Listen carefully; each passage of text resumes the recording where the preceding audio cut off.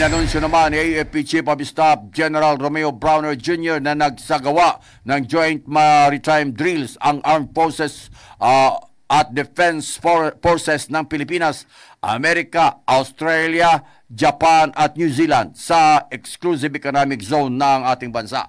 Ayon kay Browner, nagpakita umano ang pinagsamang puwersa ng nasabing mga bansa ng kolektibong commitment para palakasin pa ang regional at international cooperation bilang suporta sa malaya at bukas na Indo-Pacific. Anya nag-operate ng magkakasama ang Naval at Air Force units ng mga kalahok ng mga bansa para sa pagpapahusay pa umano ng kooperasyon at interoperability sa pagitan umano ng kanilang mga hukbong sandatahan. Ang Joint Maritime Drill ay sumunod umano sa pamantayan alinsunod sa international law at nang may pagsasaalang-alang sa kaligtasan sa paglalayag at karapatan at interes ng ibang mga estado.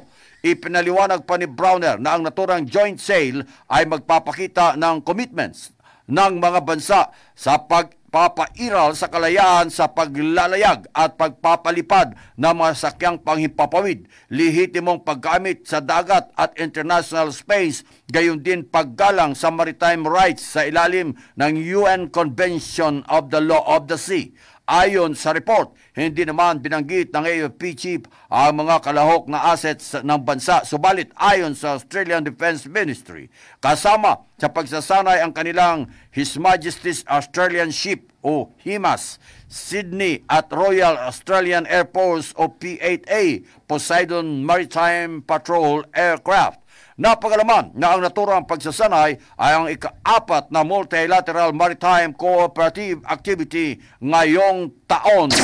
MH Balita ng Bansa.